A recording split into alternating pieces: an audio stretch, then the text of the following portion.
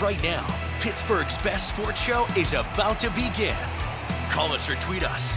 We've got things to talk about on the Ireland Contracting Nightly Sports Call.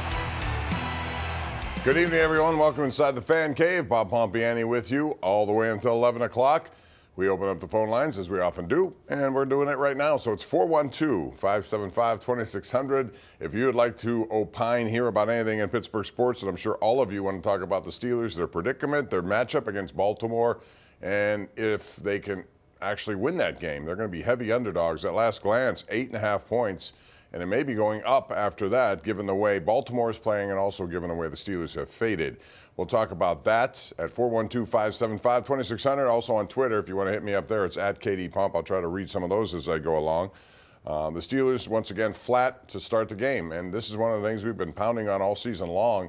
17 games the entire season, not one touchdown on an opening possession offensively. Now, you would think that with those time off, 10, 11 days in between the last game since the Kansas City game, that they would have had a game plan. Again, first possession, normally you can script 15 plays or so. A lot of teams do, and they figure out the weakness of the other team or something they can exploit. And in this game, it was a lot of run on first and second down, setting up third and from medium to long. And there's too many of those, quite frankly. The whole offense looked out of kilter. And this is the wrong time of the year to do that. They have scored 17 points or less now in 4 straight games. That hasn't happened in quite a long time, and it shows you just where they are. And it brings into focus what the Steelers do moving forward here. It's funny how it goes, because throughout the course of the year, when you do a show like this, 7 nights a week, on radio shows, whatever, they start well, it's 10-3. All of a sudden, people are looking to give George Pickens 4 years, $120 million. They want to sign Russell Wilson to 3 years, $100 million. They want to do all these things, and that's what happens when you get caught up in it. And then you realize you should wait till the end of the season to make up a lot of these decisions, because things change in a hurry in the NFL, and for the Steelers it has. And I wonder what it means moving forward to a lot of these players. George Pickens, at one point, by his absence, looked to be gaining leverage in contract negotiations because of how missed he was. Now back, though, he has been really irrelevant and causing problems, or so it seems, on the sideline. So these are kinds of things that have to certainly change. Russell Wilson has not looked good. Again, the offensive line, I think, has gotten worse as the season has gone on. A lot of problems on this team offensively right now. And again, if you look at last night's game, for the first 3 quarters, they couldn't generate hardly anything. 51 yards passing after 3 quarters. It wasn't until the fourth quarter, when they absolutely had to pass, that they started to pass, and they started to feature Pat Freiermuth. They need to make him a focal point earlier in the game, although he did have one go right through his hands that could have set up a game-winning field goal. So there are a lot of things that can be corrected, and Steeler fans certainly hope they will be corrected. And it's a tough draw, because they were hoping to get Houston, a team that's not playing well, even though it's down there. I think it would have been a better opportunity for the Steelers. The Ravens are playing really good football right now. Lamar Jackson, another MVP type of season. In fact, you can make a case that he should be the MVP. I know it's a 4-horse race there, but he's going to get his share of support, I would imagine. And then Derrick Henry. How many times does a guy rush for 1,900 yards on the year and doesn't win the scoring championship? That went to Saquon Barkley. And as that turned out, it was a good move by Nick Sirianni not to play Barkley, who was just 100 yards or so shy of the all-time record held by Eric Dickerson, because if you watched the Green Bay game, you saw Watson, a talented wide receiver, get carted off the field. You saw Love, their quarterback, also leave the game. They lost the game also, and they end up with a 7th seed in a very competitive NFC North division. So a lot of things in play right now. The schedule is out. The Steelers will play 8 o'clock on Saturday night in Baltimore, and that'll be on Prime Video, Amazon. We were hoping to have it for KDKA so we could do a show like this afterwards and get your opinions, but that will not be happening. So, bottom line is they're heavy underdogs. What do you think? Call me right now, 412-575-2600. Also, the Penguins lost the game today, but they did get a point, played a good game, I thought, against Carolina, as they did against the Stanley Cup champs the other night in Sunrise, Florida. So the Penguins come away with 2 points. They'll come home on Tuesday night to take on Columbus, and it's a feisty crew there, that Columbus team, and we'll see what they can do in that game. But the Penguins right now playing better hockey, which is good. The best story in town belongs to the Pitt Panther basketball team. They won again yesterday, like they did against Cal the game before that. Stanford in town, they had an early lead. Pitt was down by 15 points to Cal, came back and won easily. Yesterday they were down by 9, came back and won easily again, beating Stanford 83-58. So bottom line is Pitt is 12-2, 3-0 in the ACC, and they got Duke at Cameron Indoor on Tuesday night, and that's going to be a big test for the Pitt Panthers. 412-575-2600. Call right now. I'd love to get you on the air and talk some sports with you right here on the Ireland Contracting Nightly Sports Call, KDKA+. Our GMC Sierra tweet of the night comes from the Pittsburgh Steelers, and this sets up their game. It's going to be on Prime. Now, a lot of people have questions about this, so we got Bob Greenberg on Twitter, hits me up at KD Pump, says, what happens to the loyal fans who can't afford Prime? Just toss them aside. Well, that's not the case. So, Devo and Bob, you should know that that game will be locally televised on WPXI. We were hoping we'd get it here, but they have a deal prearranged with Prime. We were hoping we'd get that game on CBS, but not to be. So instead, it'll be on Prime, and locally you'll be able to see it. But we were hoping to do a little post game after that. We can certainly do that the next day, as we have opportunities here 7 nights a week. 412-575-2600. Let's get to the lines, beginning with Jerry and Franklin. Hello, Jerry. How are you? Hey, Bob. How are you doing today? Good, thanks. What's on your mind? Hey, yeah, congratulations on that jacket you're wearing. I love that. That is awesome. Heinz Healy's, baby. Go downtown Pittsburgh. They got a lot of great stuff there. Okay. A couple of things. First is the Steeler offensive line has been horrible for the last month or so, and I'm not sure what the Steelers do now about Russell Wilson, because I don't know that you can get a look at him and judge him. He was running for his life the last few games. That was awful, and it's hard to blame him when you know the defenders are in the pocket as quick as he is. So, yeah, I think that's a good point, Jerry. Their offensive line has struggled. It's gotten worse, progressively worse. Dan Moore was absolutely schooled last night by Trey Hendrickson, who had 3.5 sacks, I believe. No match there, and Moore's had his problems over the last 4 games. Again, the competition has been much better, and he paid the price for that. But overall, not much running room as far as lanes for running backs. I had a problem last night with Jaylen Warren only running the ball 6 times. I would have given him more opportunities there.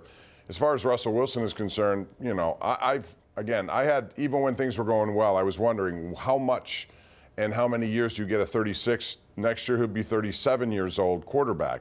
You see most of these guys, you get to that age, you're not the same quarterback, and clearly he is not.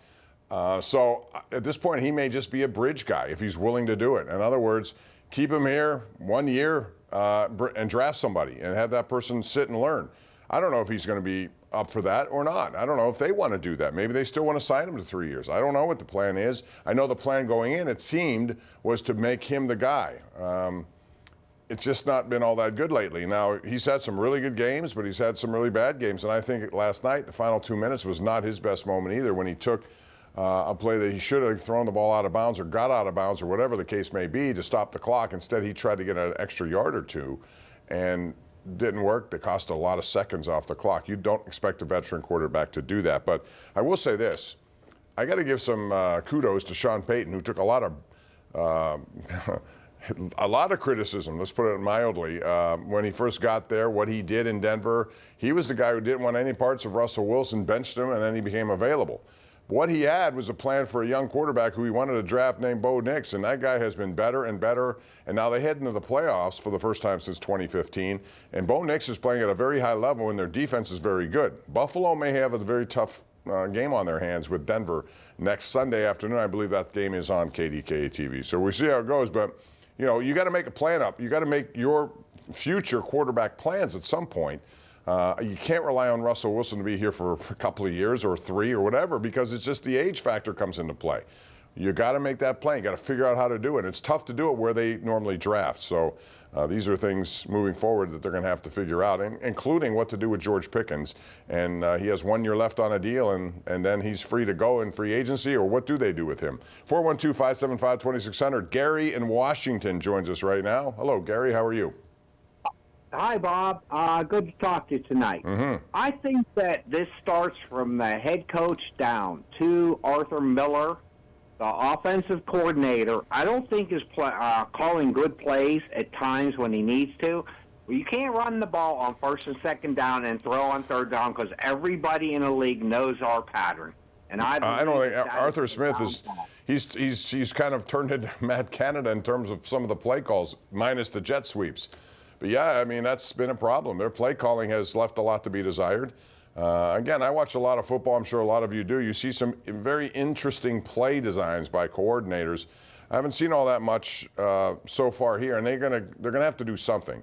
I would think going into Baltimore, since we're talking about that game now, what I would try to do is, you know, when the Steelers were playing well and Russell Wilson was so-called cooking, he was doing it by throwing the ball down the field a lot more than he is now. I know they want to be a physical team. I know they try to run the ball, and there's a place for that. But when it's not working, you got to abandon it quickly. In this game last night, they were running into a wall until the fourth quarter when they had to throw it, and they did. I would come out throwing, and I would test Baltimore's secondary, which had problems early in this season. Why not do that and go out that way as opposed to running it, and who knows what they're going to get? There's a place for it, but not on first and second down every single time. That's just the way it looks like to me. Nancy in Tarentum joins us on the Ireland Contracting Nightly Sports Call. Hey, Nancy. Hi, Bob. How are you? Thanks for taking my call. Sure. Hey, why aren't they playing Justin Fields if Russell isn't doing any good? Well, they should have used him last night. They had 4th and 1, for example. Good call, Nancy. I would have used him a few times. They haven't really done much with him. A lot of people think maybe he should start against Baltimore. I'm not going to go that far, but I will say that I would have a plan for him in this game. They need to have a plan. This is it. One and done. So you got to come in with all things blazing here, and hopefully they'll figure out a way to get him involved. They also need to target Pat Freiermuth earlier in games. They can't wait until it becomes a trailing situation. I just think they need to get him involved more and more. And I'm not so sure about the rest of the wide receivers. They don't have a lot there, minus George Pickens. He has to be good for them, and if he's not, they don't have much to offer at this point offensively. And they're going to have to score some points here. Baltimore is a team that's very capable of moving the ball. Now, the thing about them is Zay Flowers got injured yesterday, has a knee injury. Not sure of his availability for this game. They were supposed to do an MRI, and I'm sure more information will come out this week from head coach John Harbaugh. In the meantime, we got Matt and Butler joining us right now. Hey, Matt, how are you? Hey, Bob. Hey, the spread gone to 9.5, but we'll see what happens. 9.5. Ooh. Yes. Hey, Bob. Here's my other thing. You mentioned that he runs the ball for 1.5 yards instead of throwing the ball out of bounds. Then they don't take the time out, him or Tomlin. These are seasoned guys. What are they doing? I mean, there just seems to be so out of sync totally on offense, and Tomlin's part of the problem. Well, they are, but when it comes to that sort of thing and clock management, it's not been good at all. And in fact, I'll go back to the end of the first half where they had the 4th and 1, very advantageous field position for Cincinnati. If you're going to do it, make sure you should be able to get a yard against them. Justin Fields needs to be in the game at that point. To me, that's something they have to account for.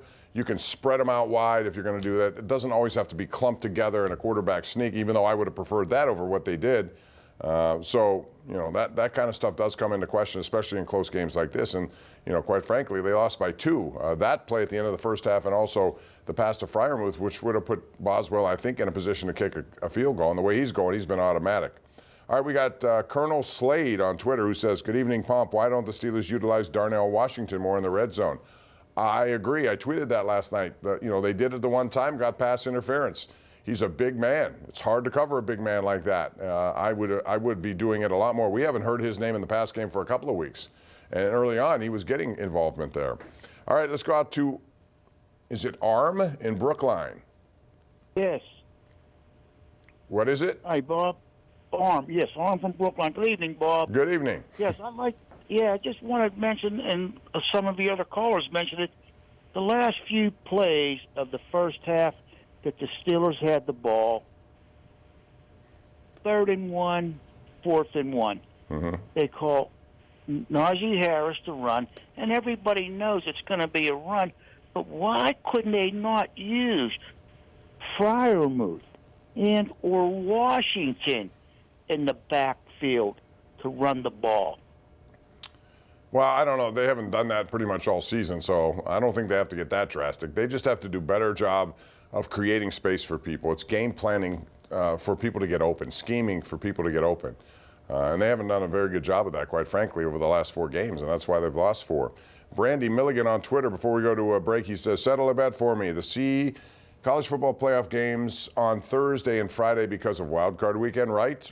I'm not sure if that's the reason, but it makes sense. Why would you want to go up against the NFL when you got a full slate of games on Saturday and Sunday and into Monday? So yes, logic tells you that the college football playoff tried to avoid the NFL, and they should. And by the way, I think Penn State will beat Notre Dame. I think Notre Dame's a good team, but I think Penn State has what it takes to advance in that game. It will be interesting to see if they take on Texas or Ohio State, which is a 6.5-point favorite. Back with more after this on the Ireland Contracting Nightly Sports Call, 7 nights a week here on KDKA+.